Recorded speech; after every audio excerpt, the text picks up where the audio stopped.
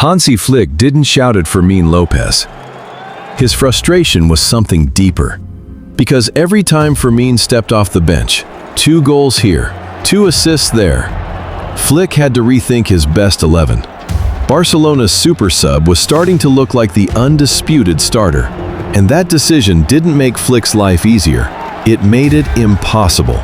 Right now, we go inside the invisible battle between strategy and performance, where one young midfielder is rewriting the pecking order right in front of his coach's eyes.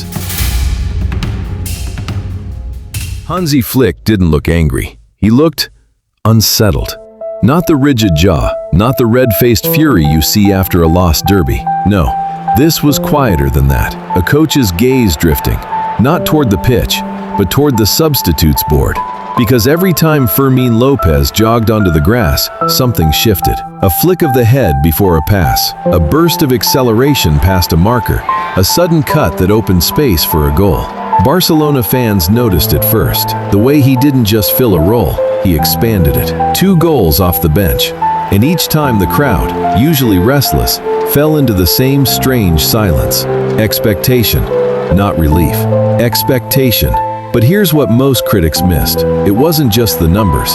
It was how he made Barcelona feel more dangerous, even when the scoreline was calm. The body language shifted. Shoulders squared, eyes up, confidence added. And with every appearance, Flick's decision tree grew more complex. Do you hold faith in the veteran when Olmo returns? Or do you ride the momentum of the kid rewriting the rhythm mid-game? Flick didn't shout. He didn't slam anything, but you could see it. That hesitation, that extra second scanning his options, that should have settled it. It didn't. And then came the numbers. Not he appeared. Not he looked okay. Real numbers. The kind every coach notices. In Barcelona's recent Champions League clash, Fermin didn't just contribute. He took over. 2 goals off the bench, dragging Barca from behind to a 4-2 victory. Prague was hostile. Every touch felt heavier than the last. The crowd froze. Not once, not twice, every time. And zoom out, 3 goals, 2 assists, across key fixtures this season, all from limited minutes. But here's the part stats don't explain. It's how he plays. Quick decisions, sudden bursts into the box, passes released half a second before defenders expect them. The exact moments Barcelona usually hesitate. Meanwhile, Dani Olmo, the signing, the investment, the plan. He flashes brilliance too. A solo goal in the same Prague match. But Fermin's consistency? That's the kind that keeps coaches awake at night. Because he isn't just scoring, he changes the temperature of the team. Midfield tension loosens. Opponents hesitate. Barcelona plays faster without forcing it. That isn't luck, that's momentum. And momentum doesn't calm a coach, it complicates everything. Do you bench the kid rewriting the game? Or ride the wave and risk unsettling the starter you trusted? Every glance at the substitutes board becomes a mental puzzle. That should have settled it. It didn't. 34th minute. The crowd leans in. By the 42nd minute, he cuts inside. Chaos in the opposition box. Teammates' shoulders square, eyes widen. Confidence rises. Barca isn't just moving, it's flowing. No one expected a substitute to hold this much influence. No one. Except Barcelona fans. Flick doesn't shout. He doesn't slam anything. But the tension is in every glance.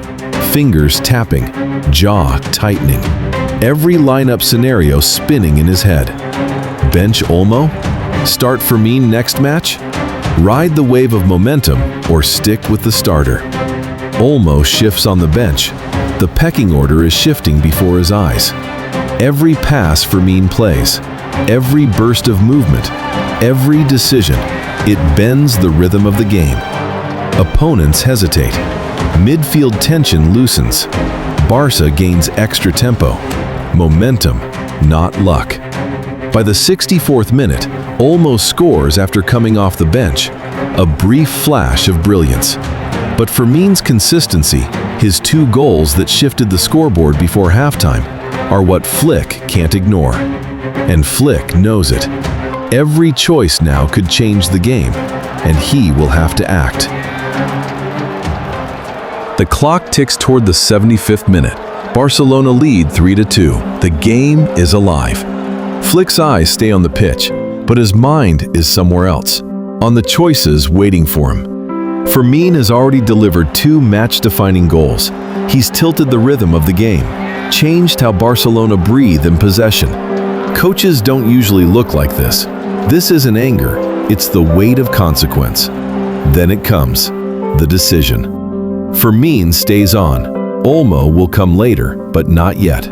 For now, the kid rewriting the game keeps hold of the pen. The board stays still.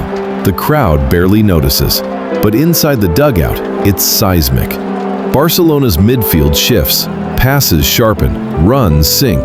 The opposition hesitates just long enough to feel it slipping. Every player senses it. And Flick, only barely, because he knows what comes next.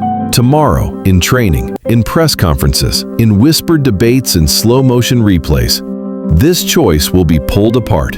Every goal, every assist, every confident glance from Fermin has made his job harder. But for now, the match goes on. Momentum stays with the super sub, and Flick watches, calculating, learning, adjusting. Every choice, every consequence, every second. Barcelona feels it.